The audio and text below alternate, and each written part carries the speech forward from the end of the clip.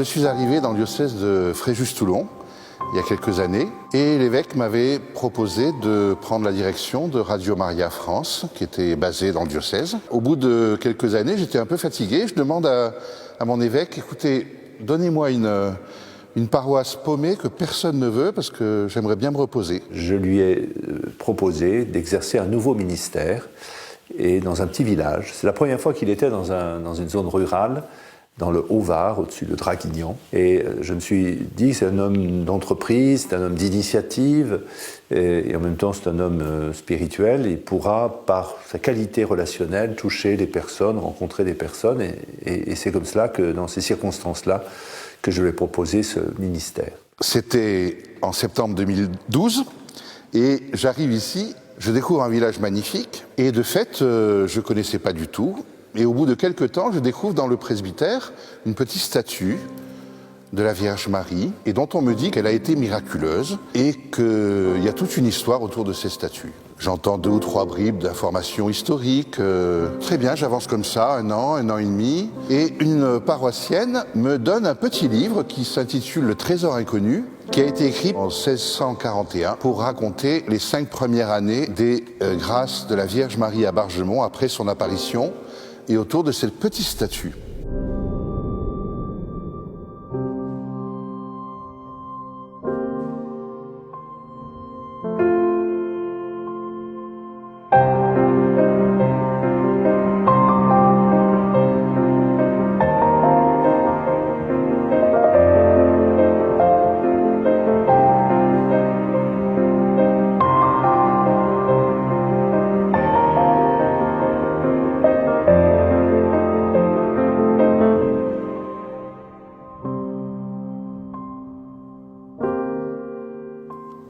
À la lecture de ce livre, je suis complètement bouleversé. Je ne pouvais pas imaginer qu'il y ait eu tant de grâce à Bargemont, rassemblées dans ce petit livre, et que personne n'en parle, et qu'il n'y ait plus rien, et que c'était incompréhensible. Mais surtout, ce qui m'a beaucoup touché et bouleversé, c'est la description des grâces et de ce qu'a apporté la Vierge Marie à Bargemont. Et à partir de ce moment-là, mon cœur tourne en moi, et de simplement spectateur de cette statue, parce que je n'avais pas spécialement de dévotion envers elle, voilà que je m'aimais à aimer la Vierge Marie telle qu'elle s'est manifestée à Bargemont.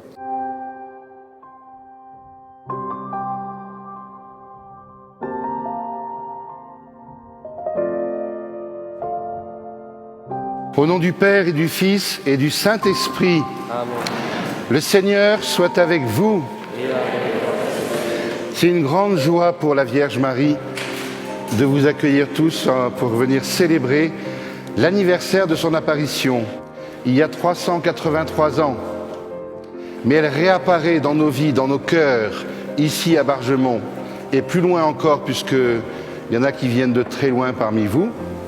Nous allons l'honorer, la remercier, la chanter, la prier. Nous allons essayer de répondre à son appel à la conversion, puisque c'est ce qu'elle est venue nous proposer ici à Bargemont, il y a longtemps et maintenant.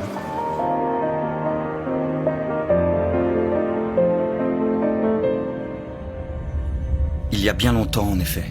C'était très exactement dans la nuit du 17 mars 1635 que la Sainte Vierge s'est manifestée à Madame Caille. La Vierge Marie ne lui est pas apparue de façon extraordinaire. Dans le ciel, au milieu d'un champ, sur une route de montagne ou encore dans une grotte. Non, rien de tout cela. C'est tout simplement durant le temps de son sommeil, alors qu'elle n'attendait plus que la mort pour être délivrée tant elle souffrait de sa maladie, que la Mère de Dieu vint frapper à sa porte.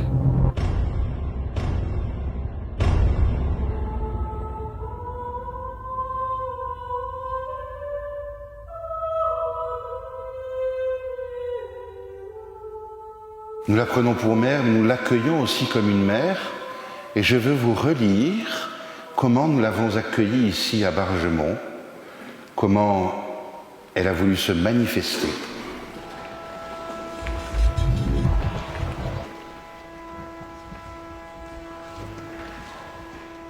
Le 17 mars 1635, alors que Madame Caille était chez elle le soir, la Sainte Vierge lui apparut sous l'agréable figure d'une belle pèlerine, revêtue d'un premier habillement pauvre et fort usé, au-dessous duquel était une robe de velours vert, entourée d'une ceinture de soie de la même couleur.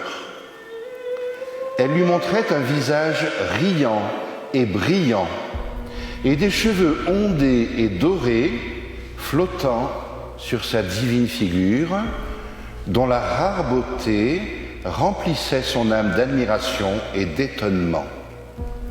Ses yeux resplendissaient d'une lumière vive et douce qui conspirait avec les agréables traits de sa figure pour composer un charme qui forçait toutes les puissances de son âme à l'aimer. Sur sa tête était un petit chapeau et au-dessus une couronne d'or enrichie de diamants et de perles.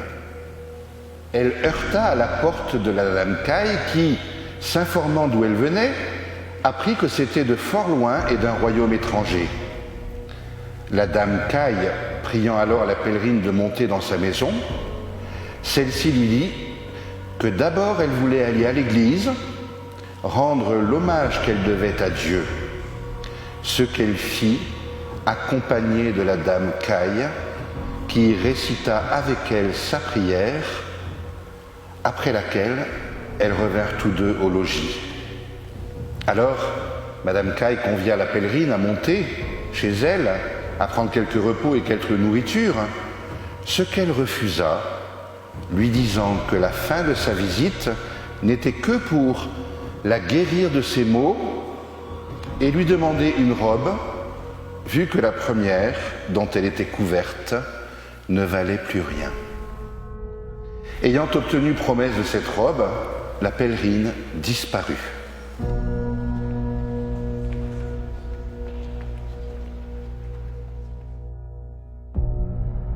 Le lendemain matin, frappe à sa porte, elle va ouvrir et elle se trouve face à 6 pénitents blancs qui sont avec un petit reliquaire entre les mains et lui disent voilà, nous avons reçu une statue qui vient de Montaigu en Belgique.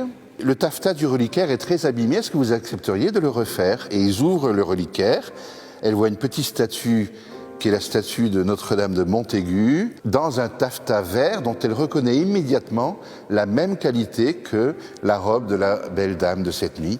Elle comprend en même temps qu'elle est guérie et que c'était la Sainte Vierge. Il y a un grand émoi dans le village et les gens commencent à venir. Et il y a toute une liesse, le curé, voilà, autour de cette guérison de Madame Caille, de cette apparition.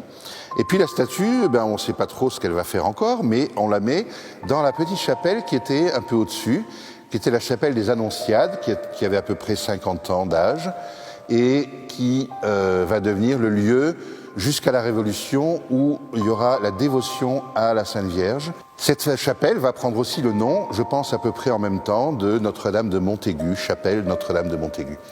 Mais ce qui importe, c'est que à partir de cet instant, du jour 17-18 mars, eh bien, la Vierge Marie va faire des miracles, mais d'une manière prodigieuse, au point que les gens viendront si nombreux, le pèlerinage sera si important que le roi Louis XIII sera obligé de faire un décret pour le réguler, car c'était un peu le bazar dans toute la Provence et la région, j'imagine. Et puis il va aussi nommer une congrégation religieuse, les Augustins des Chaussées, qui ont disparu en France à la Révolution, mais qui existent encore dans le monde aujourd'hui, qui va venir, ce sont les mêmes qui ont construit Notre-Dame des Victoires à Paris, ce sont les mêmes qui s'occupent aussi de Cotignac, et ils viennent aussi à Bargemont, quelques prêtres en communauté, dont le frère Raphaël qui va écrire 4 ans après, 5 ans après, ce livre, Le Trésor inconnu.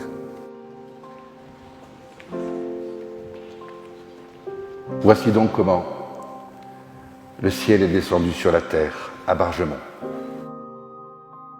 C'est rare, vous savez, dans le monde, les églises où la Vierge Marie est venue prier.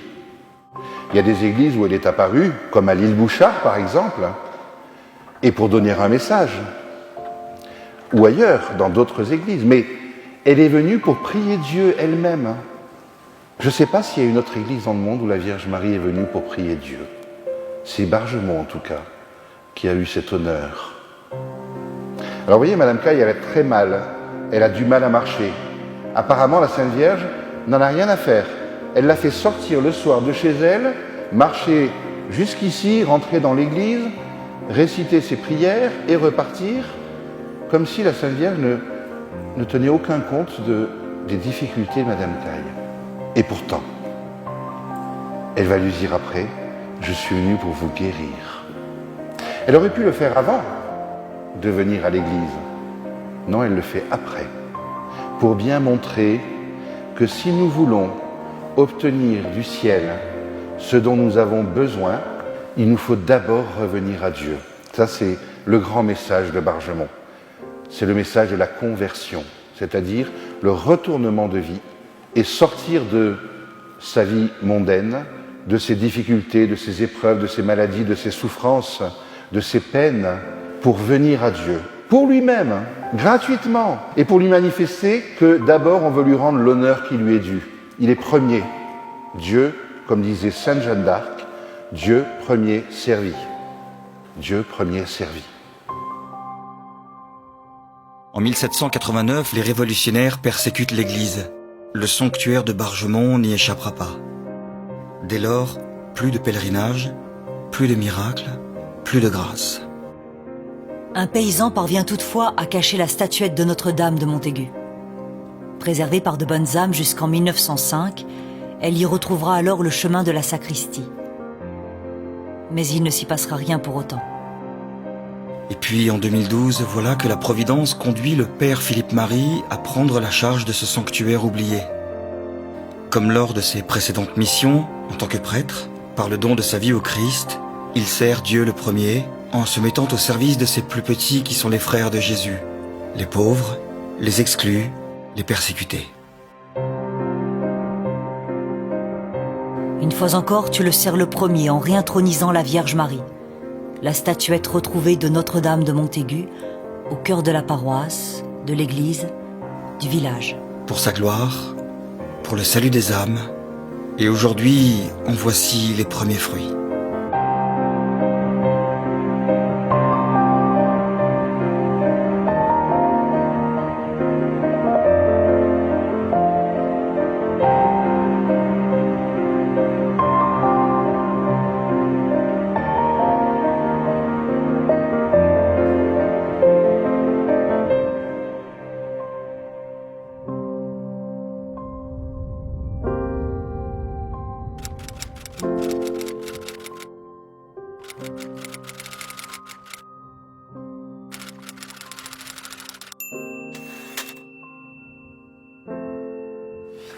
Je me suis trouvé donc face à un problème de sang dans les urines très rapidement. On a fait les examens qu'il fallait et il s'avérait que mon rein droit était atteint à 70% d'un cancer virulent puisqu'il était de type 3 sur 4. Donc un contexte à la fois sensible et difficile par rapport à beaucoup d'angoisse, beaucoup d'inquiétudes, que je suis venu porter au pied de Notre-Dame de Bargemont, en lui disant « je suis impuissant face à ce qui m'arrive, je n'ai plus la possibilité de réagir, viens à mon secours, viens m'aider, apporte-moi l'aide nécessaire pour pouvoir avancer ». 48 heures après, j'ai eu le bonheur d'être interpellé directement par elle. Et de ce fait, après, j'ai pu rapidement avoir une sérénité, jour après jour, y compris pendant les moments les plus difficiles qui ont nécessité une opération.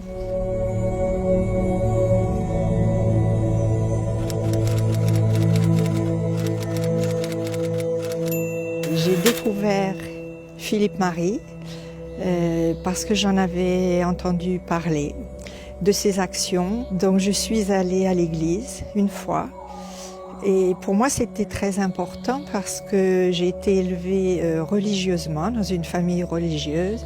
J'ai été élevée chez les sœurs.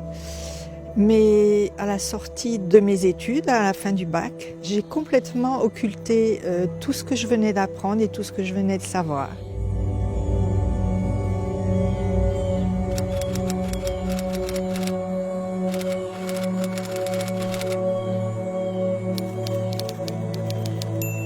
le 13 juin 2014 à Mouans-Sartoux, alors que je devais monter 4 pneus de chariot élévateur qui n'étaient pas destinés à moi au départ. Ça devait être un collègue à moi qui devait monter les pneus et au dernier moment, ça a changé. On m'a demandé de les monter parce qu'il était parti en astreinte. Donc je suis parti à Mouans-Sartoux, monter chez un client 4 pneus de chariot élévateur et le premier pneu que j'ai monté a éclaté.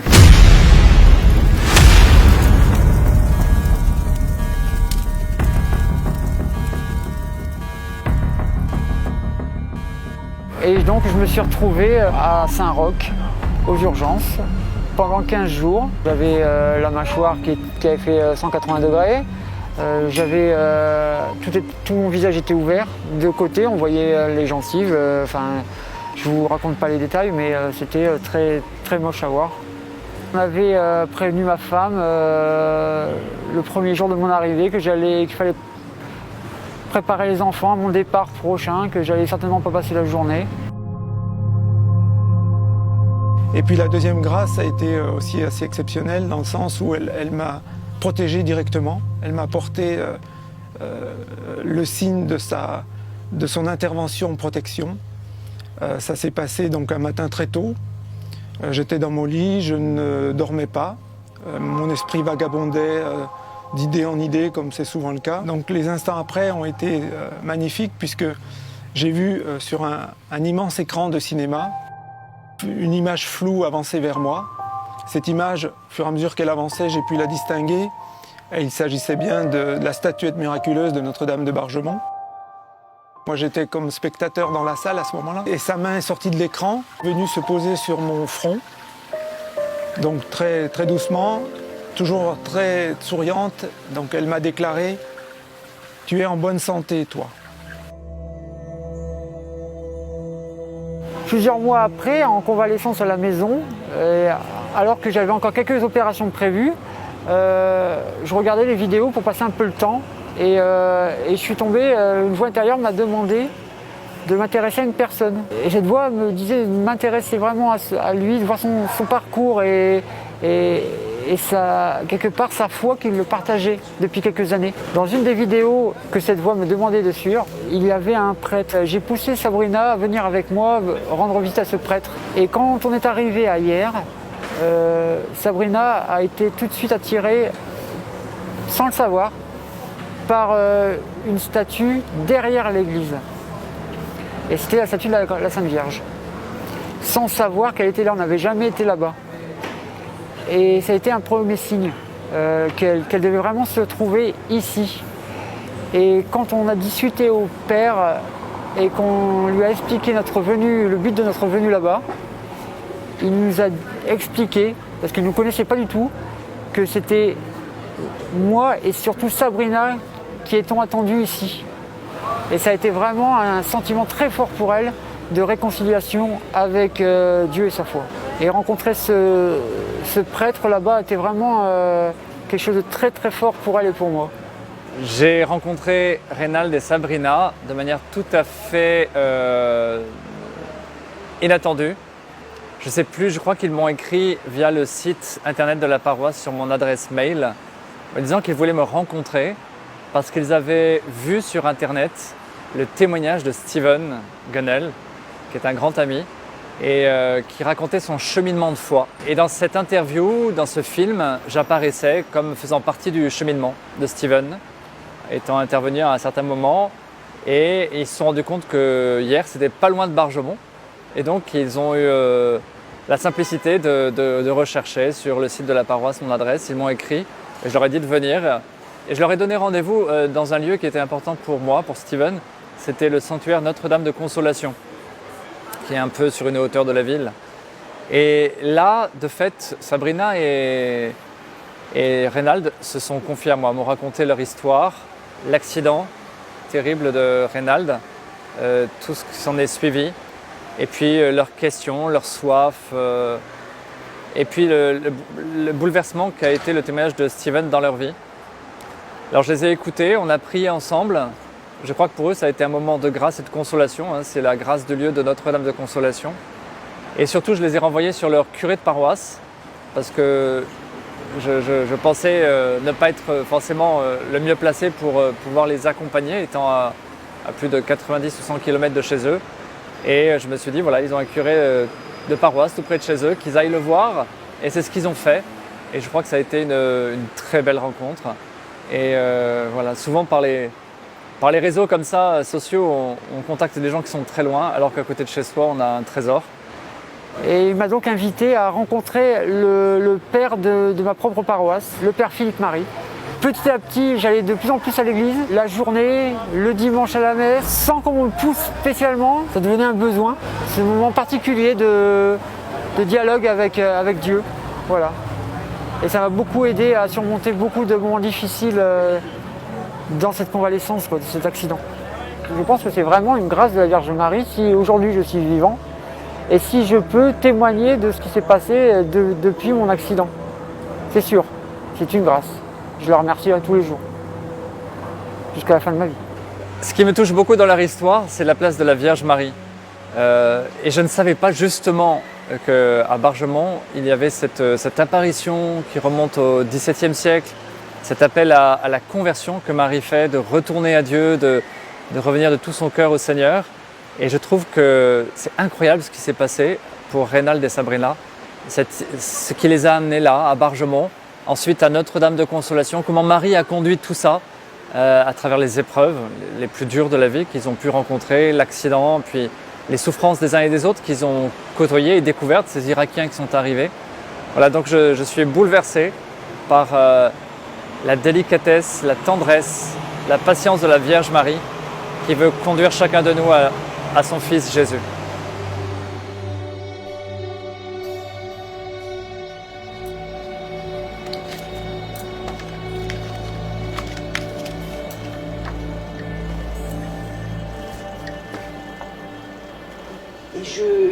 Et je mélangeais le pastel et j'ai usé mes doigts et à un moment donné je vois un bleu marine et c'était en fait le sang qui passait dans le pastel et qui a fait un relief et une couleur extraordinaire.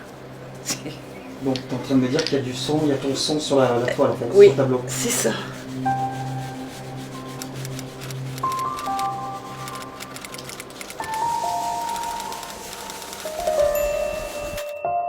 Je m'appelle Marie Parra, je suis restauratrice de tableaux et artiste peintre. Je suis installée à Bargemont dans le village depuis 15 ans. Mais je connais ce village depuis 50 ans où je venais petite fille en vacances. Et j'ai vu arriver le père Philippe Marie qui était très jovial, très sympathique et très vite il a mis un grand désordre et un grand dépoussiérage partout, au sein du presbytère, au sein de la chapelle, au sein de l'église, avec plein de projets de restauration, d'embellissement et un regain d'énergie pour développer la foi de chacun.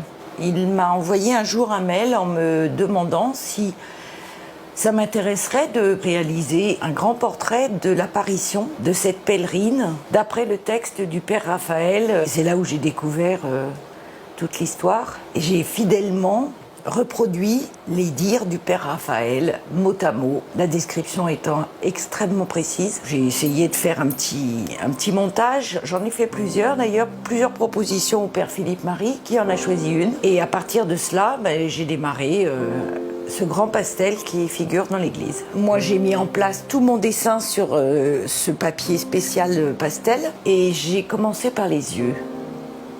Curieusement. Parce qu'on peut commencer par mettre en place l'ensemble. Non, j'ai commencé par le détail. Et ces yeux sont sortis, mais d'une manière assez étrange, tellement ils sont impressionnants, profonds, dérangeants même.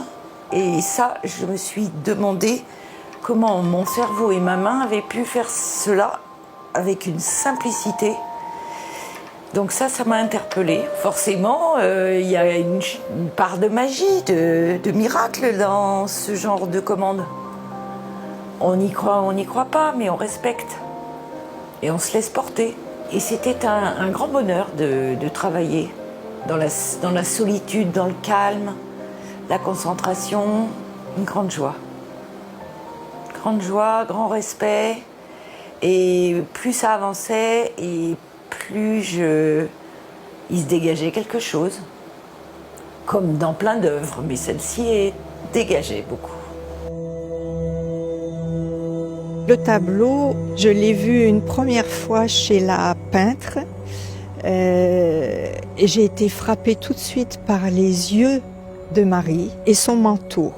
Parce que son manteau est décrit dans le texte qui relate l'apparition. Et son manteau, c'est quelque chose de bien particulier et il est vraiment très parlant dans le tableau. Et puis après, je suis allée à l'église le jour où on a accroché ce tableau et là, il a pris toute sa dimension avec les lumières et puis c'est surtout cette foi qui était autour. Le jour où on a enlevé le rideau de devant le tableau, il s'est dégagé une foi importante, vraiment. Et chaque fois que j'y vais, je ne peux pas m'empêcher de regarder ce tableau comme si c'était la première fois que je le voyais. Je vois les yeux de Marie et son manteau. J'ai eu un déclic. Et je suis allée prier tous les jours, moi qui n'allais plus vraiment dans les églises. Je suis allée prier tous les jours.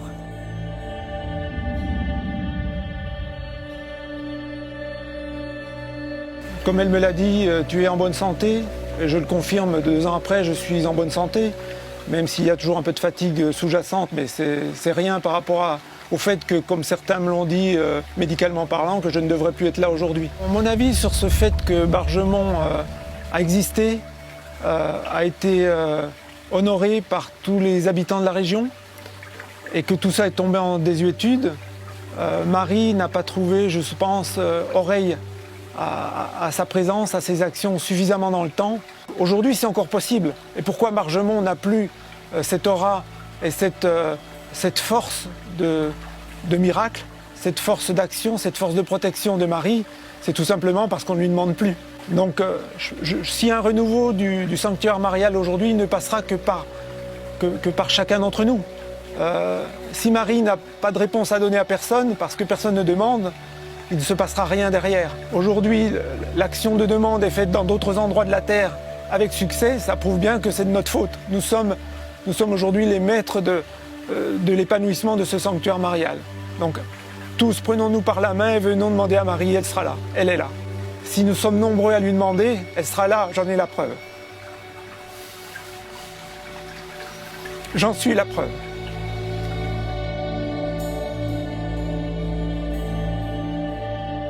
À partir de 2014, je pressens que la Vierge Marie me pousse ou va me pousser à lui permettre de redonner sa grâce ici à Bargemont. Dans le même temps, j'entends le pape François qui s'indigne de voir que dans l'Église, on a beaucoup de bâtiments vides.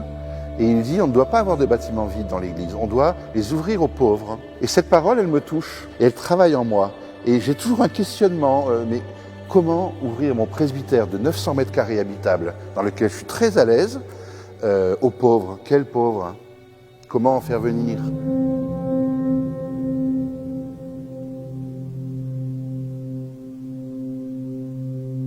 Et je mûris ça dans mon cœur. Et voilà que le deuxième appel du pape François, c'est en 2014. Il appelle les chrétiens d'Europe et de partout à accueillir les chrétiens persécutés du Moyen-Orient. Et là, ça fait tilt dans mon cœur et je sens cet appel fort de la Vierge Marie.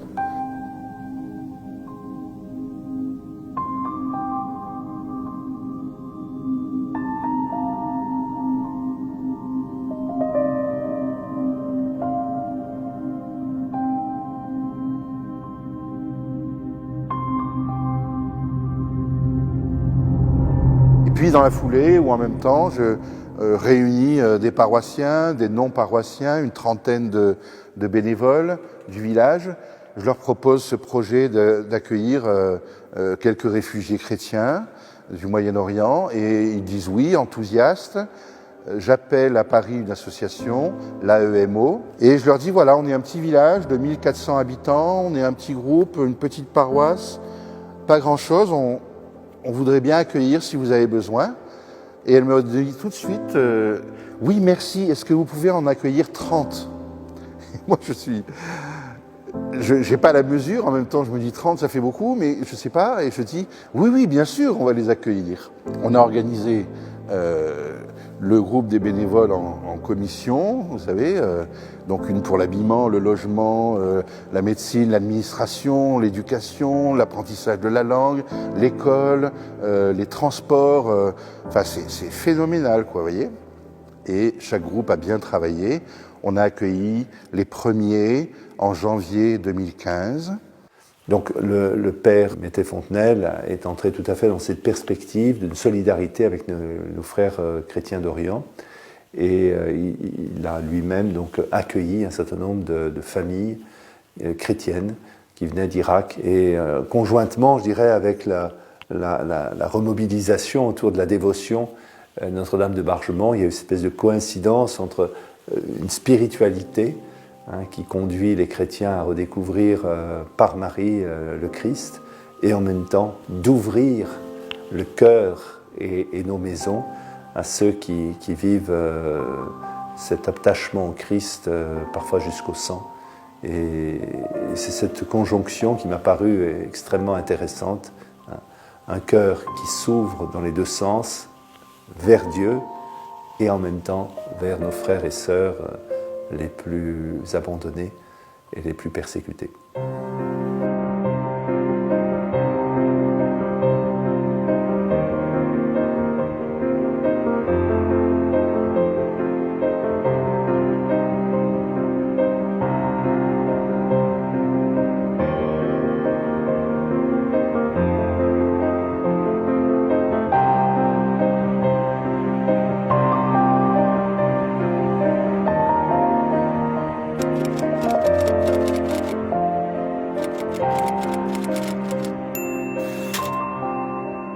Je m'appelle Jean Martyros, voilà, je suis français d'origine irakienne, ça fait 18 ans que je suis en France. Dans la vie, je suis interprète traducteur trilingue, je travaille à l'école d'artillerie de Draguignan. Draguignan qui est une ville à une demi-heure de Bargemont. Mon travail consiste à suivre un cursus de formation et puis je suis impliqué dedans. Formation militaire, formation académique. Je suis Mariam Martyros, la sœur de Jean. Donc je suis née à Bagdad, en Irak, et je suis arrivée en France à l'âge de 8 ans. Avec ma mère en 99, un an avant que mon père et mes sœurs et mon frère nous rejoignent. On s'est tous réunis sur Bourg-en-Bresse, un an après.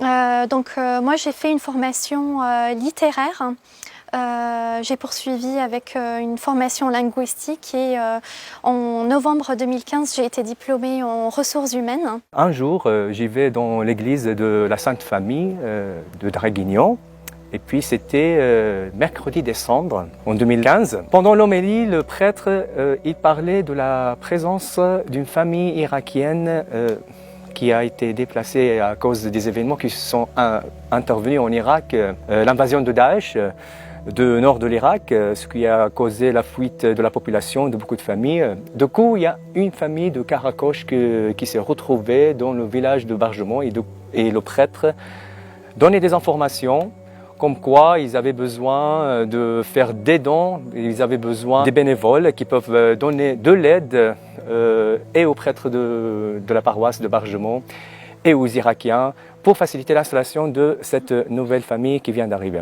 Et en connaissant Philippe Marie, j'ai entendu parler de l'action auprès des Irakiens qui arrivaient. Et j'ai été volontaire pour donner des cours de français. Donc je suis allée tous les jours au presbytère au début et puis après nous avons fait un tour de rôle.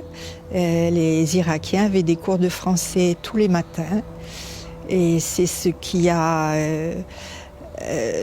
conforté un peu mon rapprochement avec Marie et aussi de voir leur foi est immense. On est tout petit à côté d'eux et j'ai voulu essayer d'approcher cette foi. Au fur et à mesure des jours et des semaines, nous avons accueilli une deuxième famille, troisième famille, quatrième famille, jusqu'à un jour où nous nous sommes retrouvés avec 7 familles. Ce qui m'a ramenée à Bargement, alors je ne connaissais pas du tout. J'étais même jamais venue dans le Var. Donc après avoir eu ma licence, je reçois un coup de fil de Jean qui me propose une mission en volontariat pour aller aider les réfugiés irakiens auprès du Père ici. Et donc j'ai au téléphone, donc j'étais un peu hésitante parce que j'avais d'autres projets en tête. Mais après quelques secondes, j'ai accepté et une semaine plus tard, je suis arrivée ici. Il y a eu plusieurs générations. La première génération est vraiment très bien intégrée et je suis contente du résultat. La fréquentation des parents, des enfants m'a beaucoup apporté. L'atelier couture aussi, l'atelier couture où on a développé des activités. Les femmes s'y relaient, elles sont à plusieurs à faire des tours de rôle. Et j'y passe de temps en temps. Au début, j'étais très présente. Je tenais les comptes, la caisse. Et puis, petit à petit, j'ai vu qu'ils s'investissaient bien et je leur ai laissé gérer. La gestion est à eux complètement. Bonjour ma chérie. Tu vas bien? Vas-y. Quoi? Allez. Le lys et les roses. Voilà. Et les roses. Voilà ma chérie, pour la Vierge. Vas-y, prends ce que tu veux après. Souriez, vous êtes filmés. Ma foi. Je me débrouille après. Vous vous débrouillerez? Oui. Allez. Merci ma belle. Alors travaille bien, fais-nous une belle église. Merci. Hein? Merci monsieur. Au revoir. Joli. Bonjour.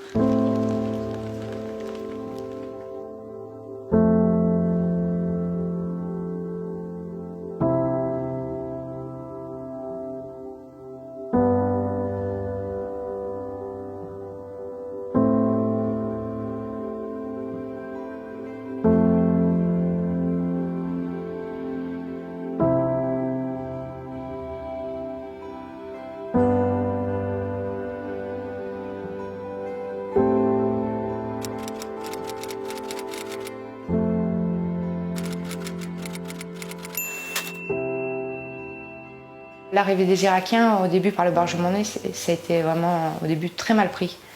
Mais maintenant, quand ils voient le travail qui a été fait au niveau du sanctuaire et de l'église, ils sont très contents. Je travaille avec les Irakiens et c'est toujours un bonheur parce que ils sont magnifiques tout simplement. On n'a pas de rôle spécifique, on s'entraide les uns les autres et on fait ce qu'on peut au maximum. Voilà. Du miel de Sainte Rita, récolté par les Irakiens de Bargement. Et c'est un miel qui guérit, paraît-il.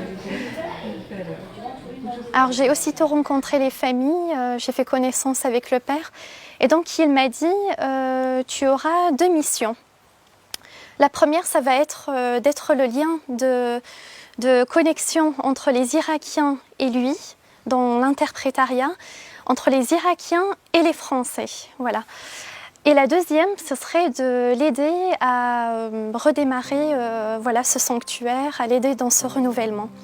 Et il a ajouté, voilà, donc tu as plus d'une trentaine d'Irakiens, donc ils ont besoin d'être aimés, consolés, aidés, compris, rassurés, enseignés, soit une maman pour les enfants, les jeunes et les parents aussi. Donc j'ai dit un grand oui. Et voilà, et ça s'est fait comme ça, et puis une trentaine dans les 2 mois, et puis en tout, depuis 3 ans et demi, on en a accueilli une centaine de réfugiés chrétiens. Ça va du bébé au grand-père, à la grand-mère, et voilà. Et tout ça, c'est imbriqué, s'est tissé aussi dans la grâce du renouveau du sanctuaire.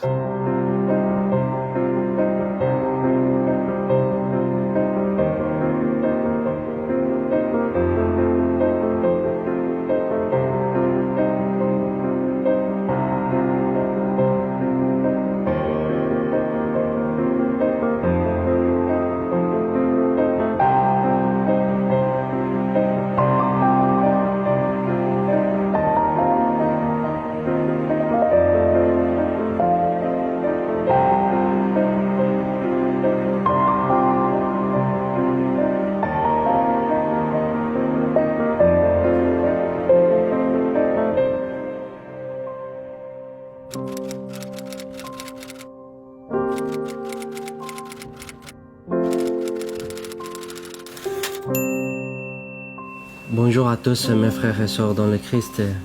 Je m'appelle Aoulou Fahad, je suis irakien et je suis professeur d'art. Bonjour, je m'appelle Al-Moussa Taline, je suis irakienne. On s'est mariés depuis 2010 là-bas en Irak.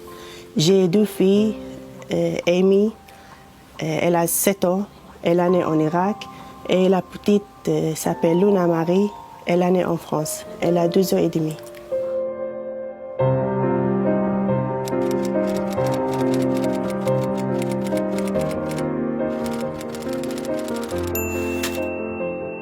Je m'appelle Alban Arsine, je viens d'Irak. Je suis marié avec Athmar.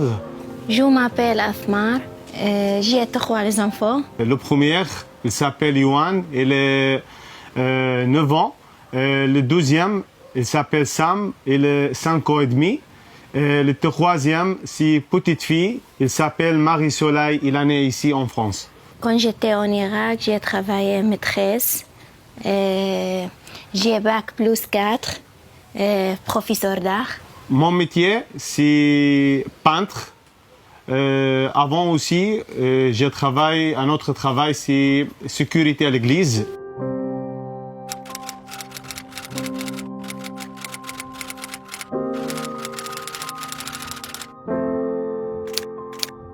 Je m'appelle Firas, je viens de l'Irak, j'ai 47 ans. Je m'appelle Eba, j'ai 37 ans. Je suis née en Irak, à Bagdad. Nous avons 2 garçons. Elle est née à Bagdad. Andrew, il est 7 ans. Aydin, le petit, il est 5 ans et demi. Je m'appelle Aydin, je suis très heureux d'être à Bargemont. Nous vivons à Bargemont depuis 2015. On vient au nord d'Irak, dans une petite ville, et presque tout le monde est chrétien. Notre vie très normale, un peu difficile, mais normale jusqu'à la date de 6 août 2014.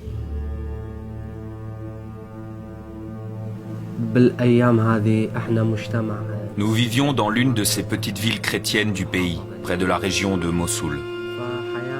En 2003, quand la Seconde Guerre du Golfe a éclaté, la vie était devenue instable et la peur nous gagnait. Mais nous nous sommes appuyés sur la prière et l'espérance en Dieu, afin de pouvoir s'acclimater en cohabitant en paix avec les autres communautés.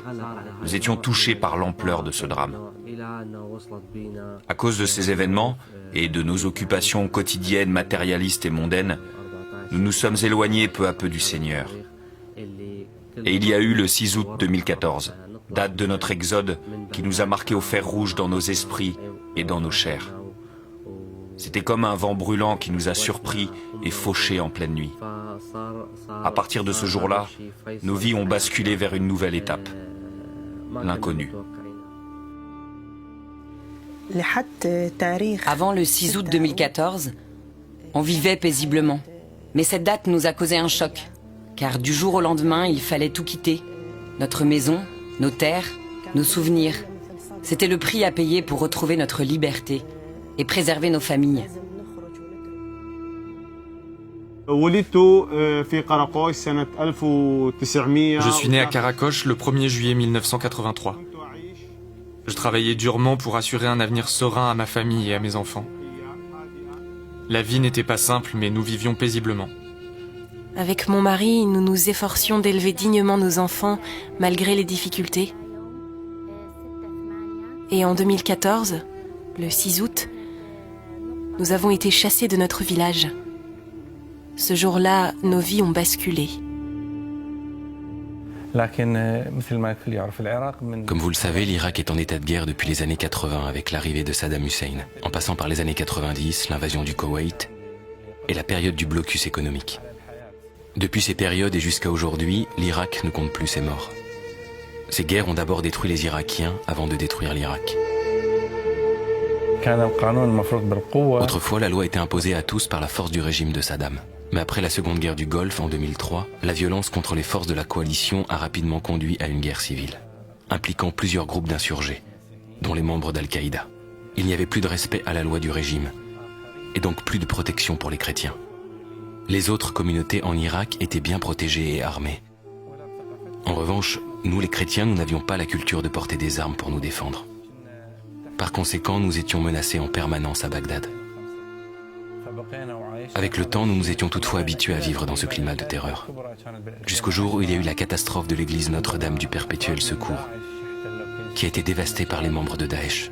Ils ont commis un véritable massacre dans l'église, en tuant une centaine de paroissiens. Il y avait 2 prêtres parmi les victimes. Durant cette période, les informations que nous recevions n'étaient pas vraiment claires. On parlait entre nous et tentions de comprendre comment Daesh parvenait à se déployer dans tant de zones du pays, comment les enfants ont été exécutés dans les rues. Et on voyait des images de cadavres, des scènes de décapitation, des pendaisons.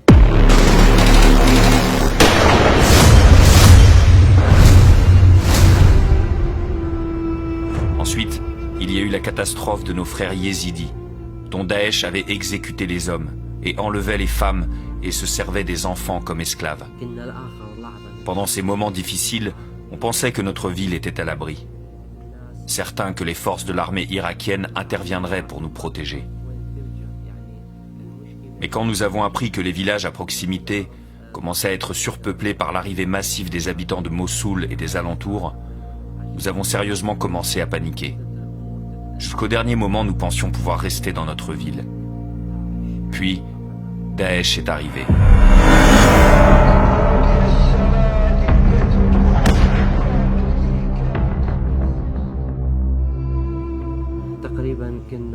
Pendant notre exode en direction d'Erbil, la population déplacée formait une masse humaine de 300 000 personnes. Dans certains endroits, les checkpoints qu'il fallait traverser ne dépassaient pas les 3 mètres de large. C'étaient de véritables entonnoirs, par lesquels les foules immenses devaient pénétrer le plus rapidement possible pour échapper à Daesh qui s'étendait dans tous les territoires. On pouvait lire la peur et la désespérance sur les visages. C'est à cet instant, à ce moment précis, que j'ai perdu la foi. Malgré cela, nous avons commencé à prier et nous avons poursuivi notre chemin vers ces points de contrôle. Cette route est d'habitude traversable en 1 heure seulement, tandis que pendant ces événements, il fallait 1 jour et demi pour aller de Erbil au Kurdistan. Nous sommes partis à 10 heures du matin et nous sommes arrivés à Erbil vers minuit. À notre arrivée, nous étions un peu réconfortés et on commençait à chercher des endroits pour passer la nuit. Mais nous étions surpris de la quantité des gens qui s'abritaient partout, dans les rues, trottoirs, stades, parcs publics et églises. Ma fille, Amy, me demandait ce que nous étions en train de vivre et pourquoi nous étions partis.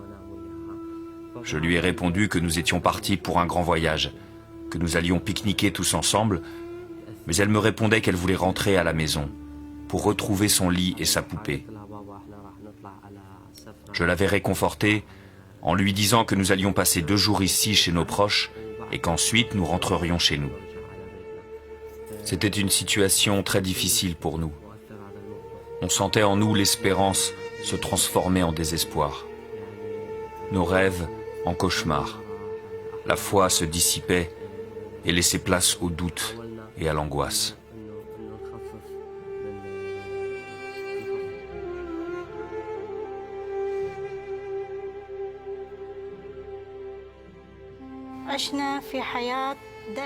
Nous vivions dans la peur et l'angoisse en permanence. C'était comme si le mal était susceptible de se manifester à n'importe quel moment, pendant n'importe quel événement.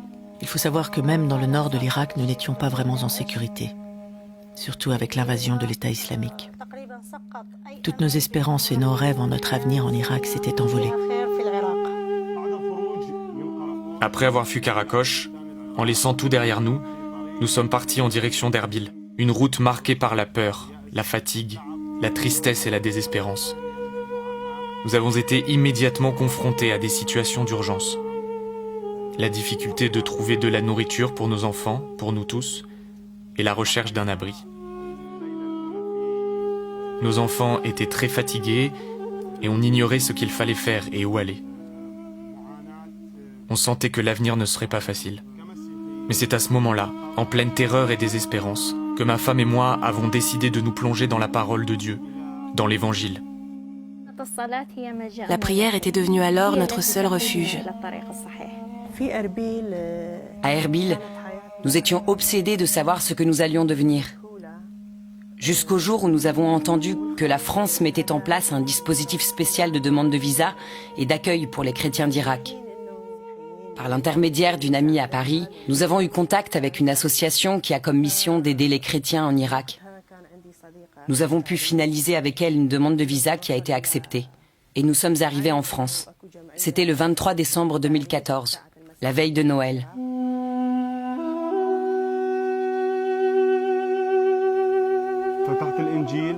Je me souviens un jour d'avoir ouvert l'Évangile spontanément et d'être tombé sur le verset où Jésus dit « Regardez les oiseaux du ciel. Ils ne sèment ni ne moissonnent, ni ne recueillent en des greniers, et votre Père céleste les nourrit. Ne valez-vous pas plus qu'eux » À ce moment-là, j'ai compris que le Seigneur s'occupait de tout. Et j'ai aussi compris que ma foi chrétienne était tout simplement médiocre. C'est comme ça que nous nous sommes abandonnés, ma femme et moi, avec notre famille, à la volonté de Dieu, persuadés qu'il veille sur nous. Je me disais toujours dans ma prière, « Seigneur, accorde-moi ce qui est selon ta volonté, et mets sur ma route des bonnes personnes. Je ne me plaindrai plus. Que ta volonté soit faite, non la mienne. » Plus tard, nous avions entendu parler d'organisations caritatives françaises qui ont pour mission l'accueil des réfugiés irakiens. Nous les avons sollicitées car nous avions pris la décision de quitter définitivement l'Irak. Nous avions été contactés par les services du consulat en nous informant que notre demande de visa avait été refusée. Cette mauvaise nouvelle nous a profondément attristés. Mon épouse pleurait sans cesse. Il n'y avait plus d'avenir pour nos enfants car l'espoir était perdu.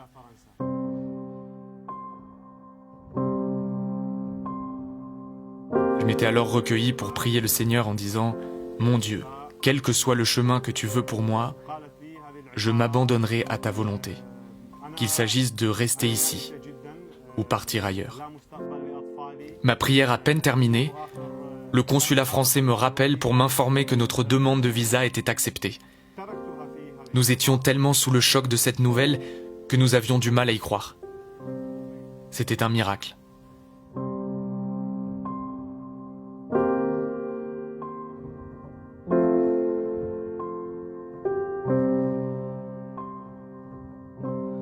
Il y a une suite au message. La suite, c'est que on est exaucé, oui, mais il faut retrousser ses manches. Il faut se mettre au travail. Et au travail non plus auquel on vaquait auparavant et qui nous maintenait dans le malheur, dans une vie qui est sous-humaine, parce qu'elle ne rend pas d'abord l'honneur qui est à Dieu, on se met au travail là du royaume. Alors je voudrais qu'on me confectionne une robe, dit la Sainte Vierge à Madame Caille, parce que la mienne est fort usée. Mettez-vous au travail pour moi, dit Marie, parce que moi, je ne travaille que pour Dieu, que pour Jésus. Et alors vous êtes sûr, en travaillant pour moi, à mes œuvres, que ce que vous faites va être l'œuvre de Dieu. À notre arrivée en France, nous avions commencé une nouvelle étape dans notre vie en essayant, malgré la peur qui ne nous quittait pas, de nous intégrer et de cohabiter avec les Français. Au début, le plus difficile, c'était la communication, car on ignorait totalement le français. Cette langue n'est pas enseignée en Irak comme l'arabe et l'anglais. C'était une barrière à franchir.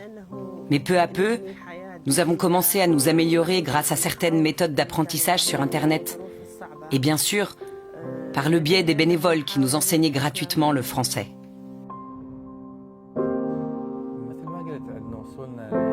À notre arrivée, nous avons été touchés par l'accueil chaleureux des paroissiens et des villageois, mais aussi par la tendresse et la miséricorde de la Sainte Vierge. Le soutien des bénévoles et tous ceux qui nous ont accompagnés dans tous nos besoins ici nous a profondément apaisés et consolés. L'Orient est le berceau du christianisme. Et les gens ici nous apprécient beaucoup du fait que nous soyons des chrétiens d'Orient. Ils sont touchés par ce qui se passe là-bas. Et ce sentiment nous donne le zèle pour avancer avec confiance dans le chemin de l'amour et du pardon.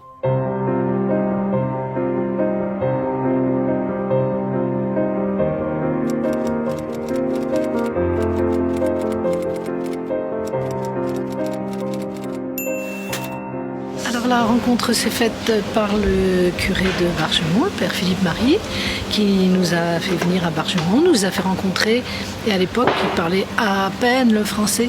C'était le petit de 3 ans qui faisait l'interprète, c'était trop mignon.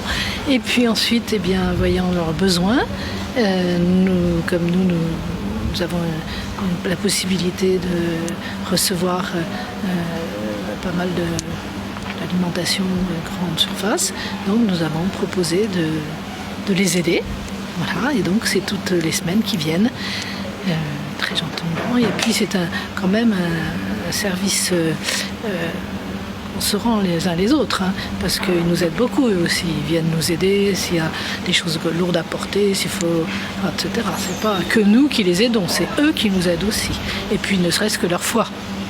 Le fait qu'ils soient partis de leur pays pour garder leur foi, nous, ça nous marque. Au début, notre quotidien ici en France n'était pas facile, car on ignorait beaucoup de choses. Les 6 premiers mois, la difficulté majeure était l'apprentissage de la langue. Mais au fur et à mesure, nous nous sommes intégrés avec les habitants du village. Le quotidien devenait de plus en plus facile pour nous. À Bargemont, nous avons appris en quoi consiste exactement l'esprit de service. Il s'agit d'aider les autres gratuitement, sans rien demander en retour. À ce jour, notre situation s'est stabilisée. Mais nous pensons toujours au passé, à ce que nous avons subi là-bas. La blessure profonde causée par ce drame qu'il y a en chacun de nous, je pense qu'elle ne sera jamais véritablement cicatrisée. En revanche, grâce à Dieu, nos enfants ne se rappellent de rien, de ces explosions de chaque jour, ainsi que les menaces de mort quotidiennes. De tout cela, ils n'en gardent aucun souvenir. Et cela me console. Nous demandons à la Vierge Marie de nous aider à dépasser sereinement ce cap avec ses blessures, comme elle nous a toujours bordés de sa protection, afin que nous puissions vivre en paix. Notre dévotion chrétienne doit se mesurer à la qualité, et non pas à la quantité. Grâce à la prière et à la dévotion à la Vierge Marie, nous commençons à franchir peu à peu le seuil de ce mauvais passé. Et nous pardonnons à ceux qui nous ont persécutés, comme Jésus nous le demande de pardonner toujours et sans arrêt. Nous prions Notre-Dame de Bargemont pour qu'elle veille sur la France et la préserve de tout ce que nous avions vécu dans notre pays d'origine. Je ne souhaite pas que ces événements arrivent un jour en France ou ailleurs, car ce fanatisme est un fléau dont on ne se débarrasse pas comme ça. Je sais de quoi je parle. Je prie pour que les gens ici en France retrouvent la foi et vivent le chemin de l'amour de Jésus-Christ. Et pour que la bienveillance et la grâce de la très sainte Vierge Marie se répandent dans le cœur de tous les Français. Et nous prions pour que ces guerres cessent et que l'humanité trouve enfin la paix du Christ et la protection de Marie ici à Bargemont, en France et partout dans le monde. Amen. Amen.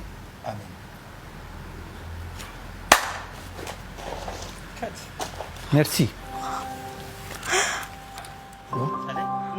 Aujourd'hui, j'ai la conviction que le chemin du salut passe d'abord par le chemin d'une vraie volonté de se convertir et de croire en l'Évangile. Il faut accueillir Jésus dans sa vie, l'accepter, pour la conversion de l'âme et du cœur, pour obtenir le salut et la paix. Nous avons découvert l'amour de Dieu ici, cet amour que nous avions perdu en Irak. Aussi, nous avons été émus par la présence de la Sainte Vierge Marie dans notre quotidien, dont elle se manifeste par des miracles et de nombreuses grâces, tous les jours. Et l'une des plus grandes grâces que nous ayons reçues aujourd'hui, c'est de prier avec le Père Philippe Marie pour tous ceux qui nous ont persécutés.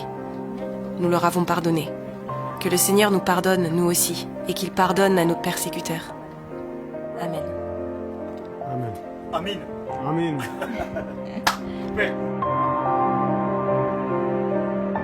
Oui, c'est très intéressant ce lien que l'on peut établir par Marie entre la redécouverte de la présence de Dieu, auquel elle nous fait participer par son cœur, par sa vie, le témoignage de sa prière, et en même temps de la place indispensable du pauvre et je dirais de cette solidarité dans la communion des saints que nous allons vivre avec nos frères persécutés. Nous avons peut-être à leur apporter le soutien, nos prières, mais nous avons aussi beaucoup à recevoir.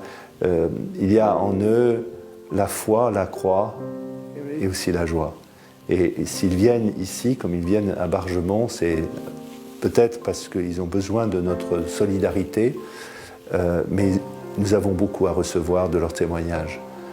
Et ils se mettent vraiment dans ce village au service de l'ensemble de la communauté chrétienne. Ils refont l'Église, pas simplement c'est un apport matériel, c'est aussi un signe. Ils nous aident à repenser, à revivre l'Église. Et ils aident les Bargemonnais les plus démunis. Ils aident avec l'épicerie solidaire. Tous les jours, ils donnent à manger aux gens qui viennent chercher. Ils aident avec le magasin de vêtements. Ils aident avec l'atelier couture où ils travaillent pour simplement quelquefois recoudre un bouton ou refaire une couture et ils le font avec beaucoup d'humanité. C'est vraiment les pauvres qui accueillent les pauvres. C'est l'esprit de Bargemont. Avant que les Irakiens arrivent, il n'y avait pas tout ça, hein. Je pense pas, non, moi j'avais pas vu en tout cas. Je viens, ça fait à peu près, on va dire, 1 an et demi. Voilà, moi ça fait quelques mois que je viens. En attendant, ça nous aide. Hein. On peut manger tranquillement les fins de mois et puis on peut se vêtir aussi. Il y a des vêtements pour les enfants, pour les adultes, hommes, femmes. Voilà, ça nous aide. Surtout pour les enfants, c'est important pour les enfants. Voilà. Et donc sinon c'est des gens super, super, on n'a rien à dire. Hein. Ça dépend de tout le village et les villages aux alentours. Ouais. Même la dame qui est là est formidable. Hein. Ah ouais. C'est vraiment un peuple. C'est une bosseuse, la dame. Oui. Père Philippe, c'est Joël. On se connaît bien, on se téléphone tous les mardis et puis les vendredis. Et je sais que vous avez fait beaucoup pour les Irakiens, beaucoup pour nous. Et c'est très gentil de votre part. Heureusement que vous êtes là parce qu'on mourrait de faim. Et il y en a qui ne comprennent pas. Moi, je comprends le mal qu'on fait dans le cœur. Gros bisous, Père Philippe. Je mettrai une bougie pour vous. Merci. Oui, depuis qu'il y a les Irakiens, il y a beaucoup plus de monde qui vient. Il y a la dame Jacqueline qui est là, qui aide aux vêtements, qui est irakienne, avec ses enfants qui viennent. Il y a d'autres personnes aussi, des familles. Puis ça marche beaucoup parce qu'ils ont besoin d'aide, comme tout le monde qui vient ici en fait.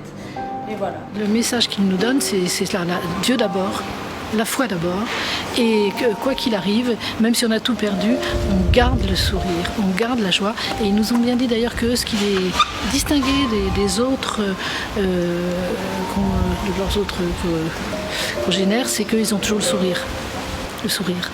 Et eux, ils le vivent.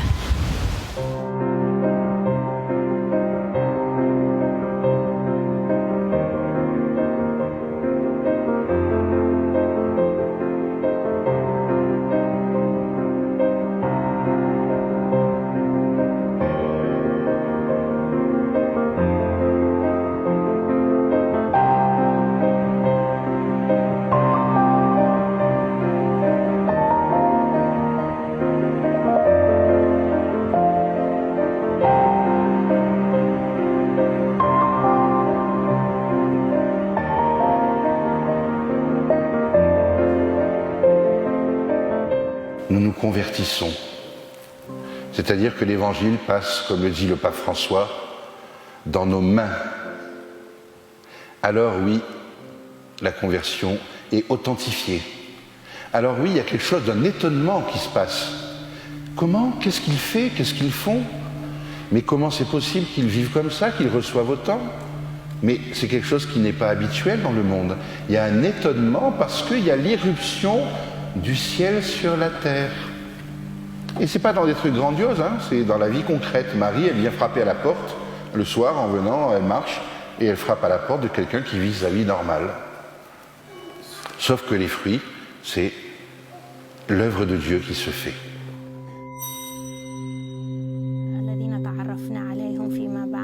Il y a beaucoup de grâce ici. Et nous nous sommes sentis tellement aimés que nous avons pu retrouver la sérénité et la confiance pour nos vies.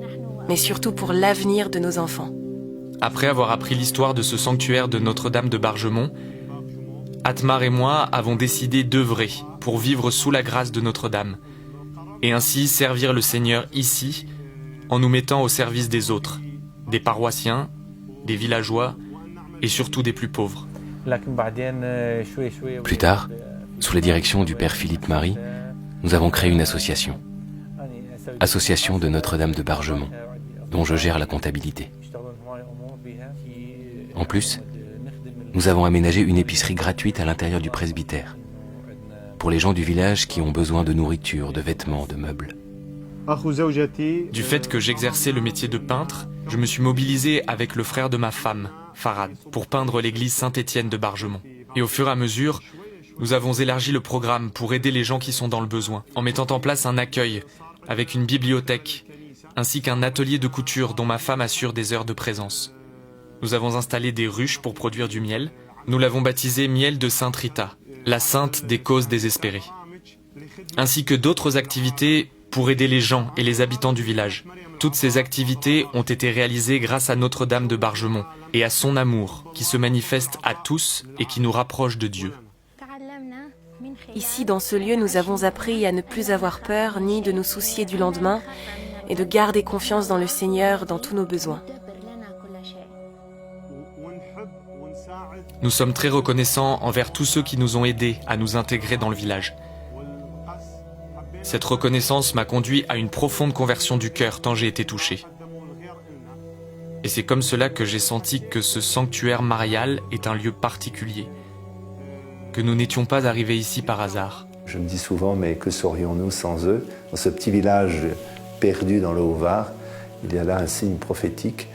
L'Église peut vraiment parfois renaître de ses cendres ou pas être simplement cantonnée à la nostalgie du passé à partir de ces hommes, ces femmes qui ont quelque chose à nous dire et qui sont des figures prophétiques d'un monde de fraternité où on pourra être réunis autour du Christ dans une même foi. Ils ont à recevoir notre confiance et nous avons à recevoir de leur témoignage. Alors, quand on arrive dans ce lieu, je pense là, ça sera une expérience personnelle qui concernera chacun d'entre nous. J'étais touché personnellement par la spiritualité de ce lieu, dans le sens où c'est la première fois dans ma vie, je sens qu'en tant que chrétien, il y a un chemin de conversion continu. Je dirais que Bargemont, c'est le lieu où est vécu pleinement le passage de l'évangile de Saint Matthieu au chapitre 25, verset 35, lorsque le Christ dira au dernier jour, au jour du jugement, « J'avais faim et vous m'avez donné à manger, j'avais soif et vous m'avez donné à boire, j'étais étranger, vous m'avez accueilli, j'étais nu, vous m'avez habillé, malade, vous m'avez visité, en prison et vous êtes venu jusqu'à moi. Tout ce que vous avez fait à l'un de ces plus petits, c'est à moi que vous l'avez fait. » Et très vite, j'ai compris que tous ces actes de miséricorde étaient faits sous la grâce de Notre-Dame de Bargemont. Et j'en suis sûr, celui qui vient ici, il peut ressortir avec beaucoup de grâce, à condition qu'il soit disposé à accepter d'ouvrir son cœur à la spiritualité de ce lieu, parce que nous sommes touchés par quelque chose. Quand on vient ici, on est vite touché par ce mouvement de charité et on est emporté aussi malgré nous.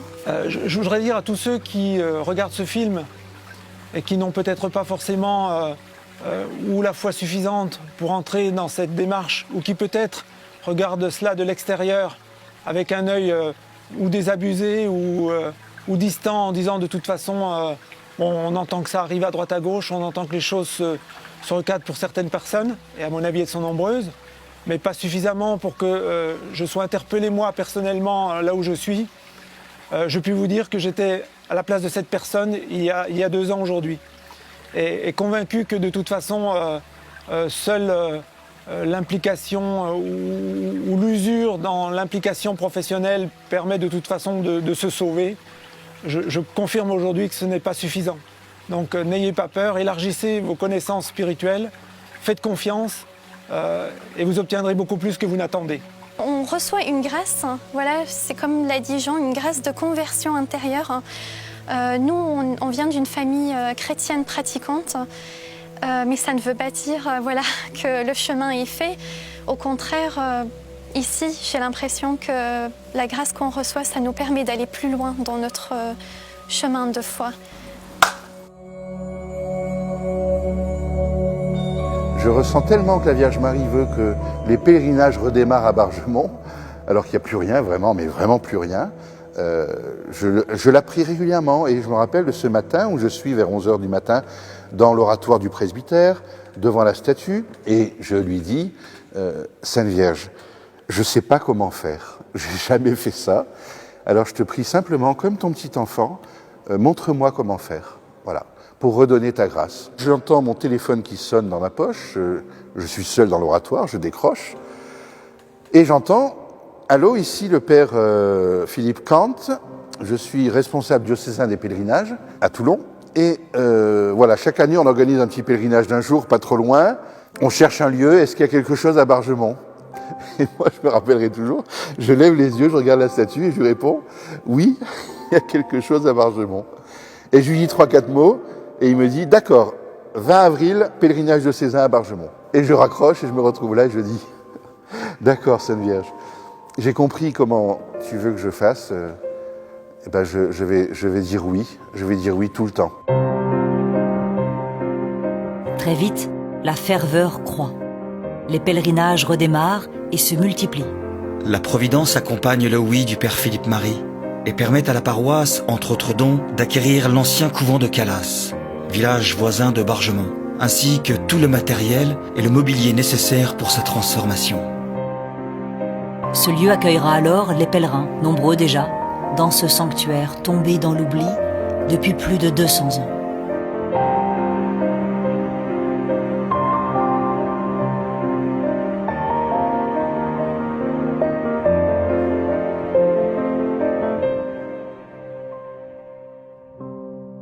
Grâce à Marie, je suis partie à Rome et j'ai vu le pape, il m'a béni. C'était la joie. Amen. L'Église, c'est d'abord le pape. C'est d'abord le pape. Et puis, tous les chrétiens, c'est l'Église du Christ à qui il a confié le Christ au pape de la conduire. Et c'est extraordinaire de voir que la Sainte Vierge veut aussi ce lien particulier avec le Saint-Père.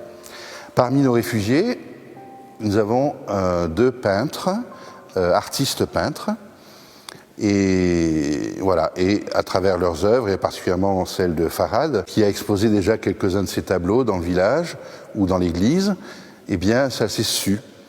Et il se trouve que cette année, l'ensemble des diocèses de la région PACA organisait un pèlerinage pour les élus politiques auprès du Saint-Siège et avec une rencontre avec le pape François. Et donc, il y avait à peu près 300 élus qui étaient inscrits. Et il est de coutume, quand on va comme ça en groupe, d'offrir un cadeau au pape. Et je reçois un coup de téléphone de l'organisateur, qui est prêtre de notre diocèse, le père Guiton, et qui me dit, écoute, on a pensé, plutôt que d'offrir de l'huile d'olive ou de l'aïoli ou je sais pas quoi au pape, de demander si Farhad accepterait de faire le cadeau qu'on va offrir au pape en pèlerinage, c'est-à-dire un tableau. Voilà. Il a carte blanche, il fait ce qu'il veut.